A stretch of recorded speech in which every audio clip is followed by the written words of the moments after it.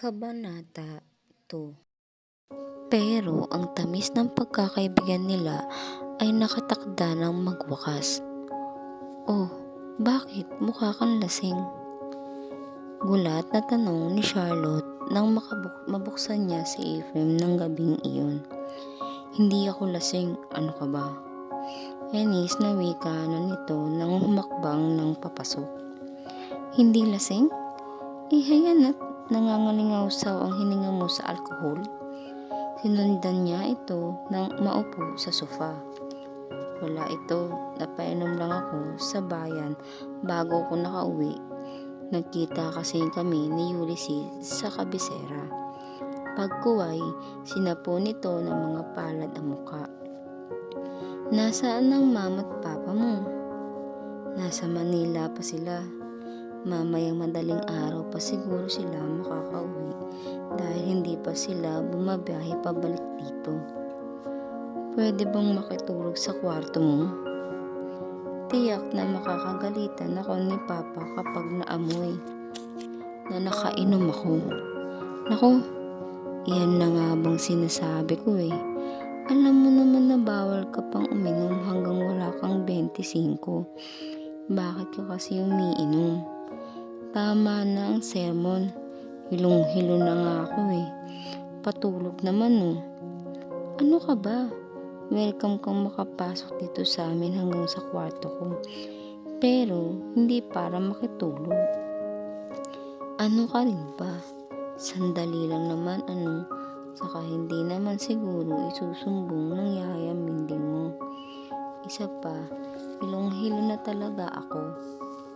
Baka madisgrasya pa ako kapag nag-drive malayo-layo rin ang dulo nitong San Dionisio kung saan naroon ang bahay namin. Hindi ba? Gusto mo bang maaksidente ako kapag bigla akong inantok?" Ewan ko sa'yo." Inis na nakapaghalupkop na lang si Charlotte. Pero ang totoo, lihim din siyang nag-aalala. Paano nga kapag nadisgrasya si Ephraim sa pagbabiyahe nito pauwi? "O sige, matulog na nga muna sa kwarto ko. Sarado kasi ang guest room namin eh. Pero sandali ka lang ha. After 1 hour, umuwi ka na." "Oo na nga. Sige, akyat na ako sa silid mo ha. Sige na, huwag mong kalito ang chocolate ko na." Opo, tila lasing na lasing talaga, humahapay pa nang umakyat sa hagdan si Ephraim. Napailing na lang si Charlotte nang sundan ng tingin ang kaibigan. Talagang tong lalaki na to, pasaway. Kapag naabutan siya ni na Papa, ano kayang sasabihin nila? Sana naman hindi sila magalit na napagtulog ako ng lalaki rito. Sa bagay, kilala naman nila si Ephraim at alam din nila na magkaibigan lang kami. Iyon ang akala ni Charlotte. Mahigit 1 oras nang natutulog ang lalaking ito ah. Sa loob niya habang pinagmamasdan ng mahimbing na pagtulog ni Ephraim. Siguro naman pwede ko na siyang gisingin. Pupunta muna ako sa banyo bago ko siya tuluyang gisingin. Pumasok nga muna si Charlotte sa banyo. Ilang minuto rin siya roon bago matapos dapat niyang gawin. Nang itulak na niya pabukas ang pinto para lumabas ay nagulat pa siya sa sumalubong sa kanya. "Walang hiya kang babae ka." "Ha?" Malakas na sampal ang nagpabilang sa mukha ni Charlotte. "Papa!" Gulat at gimbal siya nang makita ang ama na galit na galit. Ang kanyang mama ay nakatayo sa likuran nito na tila nalilito. "Bakit ho? Ernie, huwag mo namang saktan ang anak natin. Hayaan mo siya magpaliwanag." Naiiyak na wika ng ginang. "At anong ipapaliwanag pa ang pwedeng ibigay ng magaling na babaeng iyan sa tagpong ito ha?" Galit nitong nilingon ng babae. "May lalaking natutulog sa kama ng anak mo? Lasing at walang pakialam sa paligid. samantalang ang babaeng ito ay kampanteng-kampante lang? Papa, wag ho. Kayo mag-isip ng masama. Nagawa naman niya sabihin. Kaya lang ho, siya. Tama na. Uy, Rebecca, gisingin mo na yung magaling na lalaking yan bago ko pa mabaril. Utusan mong sunduin ng mga magulang niya para pag-usapan ang kanilang kasal. Oo, tila maamong tupa na sumunod na lang si Rebecca sa utos ng asawa. Kasal? Papa, hindi pwede. Wala naman ho kaming... Muling nabiling sa sampal ang mukha ni Charlotte. Papa, napasigok na lang siya habang nagdaramdam na natitigan ng ama. Mula pagkabata, ngayon lang siya nasaktan nito. Niloko mo kami ng mama mo, Charlotte. Pinaniwala mo kami na kaibigan mo lang si Ephraim. Akala namin talagang walang mali siya sa pagsasama niyo. Talaga naman ho. Tumahimik ka. Itong tandaan mo, Charlotte. Sa pagkakataong ito, ang gusto kong masusunod, kailangang pakasalan ka ng lalaking yan. Bakit ho?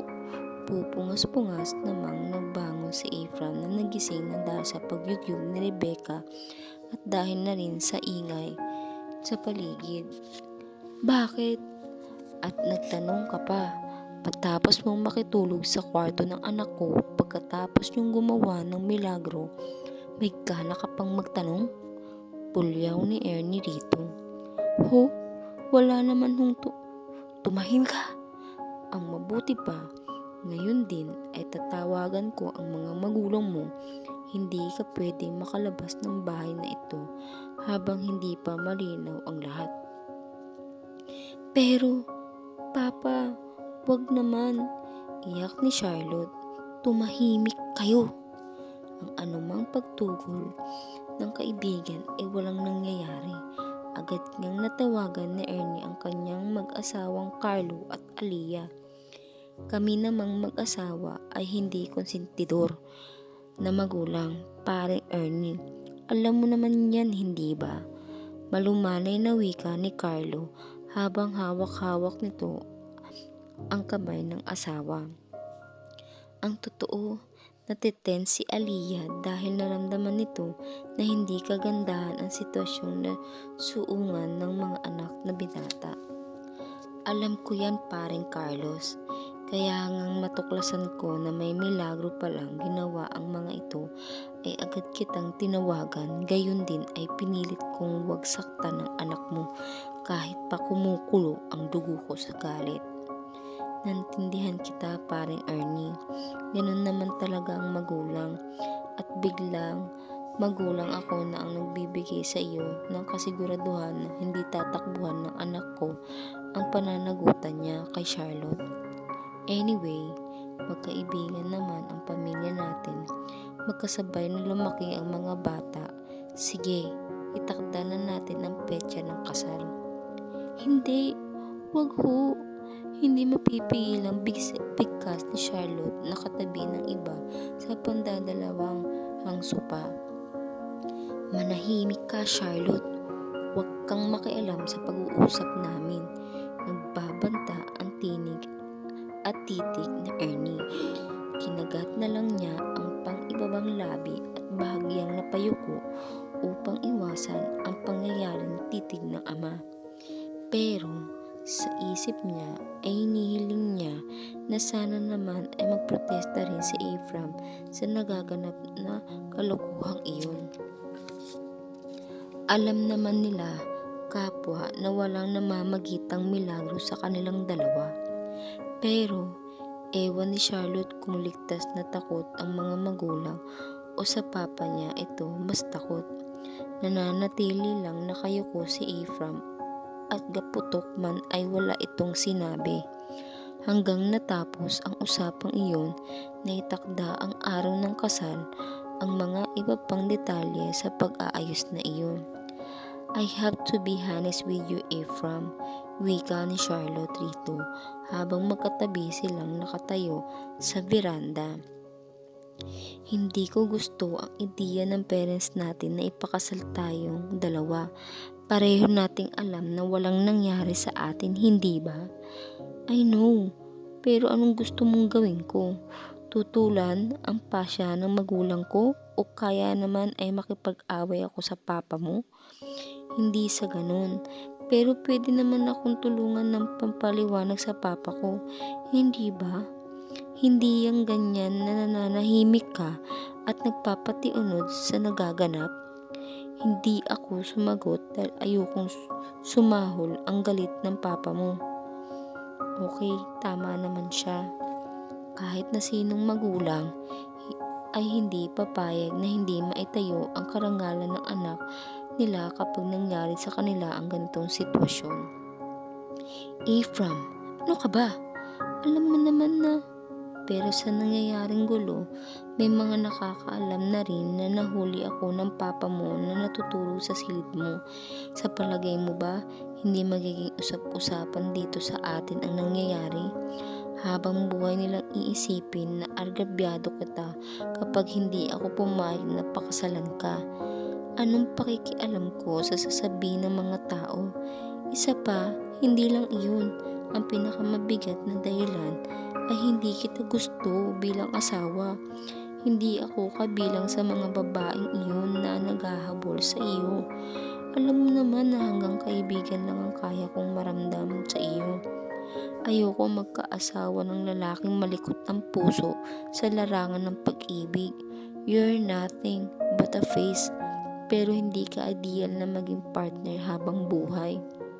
Dama niya na nainsulto ito sa kanyang tinuran, kitang-kita niya ang pamumula ng mukha nito. How dare you to say that to me, Charlotte? Akala ko pa naman noon ay naiintindihan mo ko kapag nagko-confide ako sa iyo na kaya hindi nagtatagal ang anumang relasyon ko ay dahil may hinahanap ako na hindi ko makita sa kanila. Iyon pala. Tama na. Huwag na nating pag-isapan iyon. Isa lang ang masasabi ko. Okay kang kaibigan para sa akin pero asawa, hindi ko yata alam ang gagawin ko kapag ikaw ang nakasama ko habang buhay. I can't imagine myself sleeping beside you, making love with you. Charlotte! Bumakas sa mukha ni Ephraim ang pagdadaramdam. I'm sorry, pero sinabi ko naman sa iyo, ayoko sa kasalang ito. Isa pa, mga bata pa tayo. Aminin nating pareho, hindi pa tayo handa. Ano ang magagawa mo, Charlotte? Napagkasunduan na ng mga magulang natin na ipakasal tayo. No one can push me to do anything that I don't like. Mariing wika niya. I'm the master of myself, Ephraim. Kung ikaw ay parang aso na may tali sa liig, ay iba ako. May sarili akong isip. Nagdidesisyon ako para sa sarili ko. Hindi ito nagsalita. If you don't mind, ay iiwan na kita. I have many things to do. Pagkasabi na yan ay tinalikuran na niya ito. Walang lingon, likod na tinungo niya ang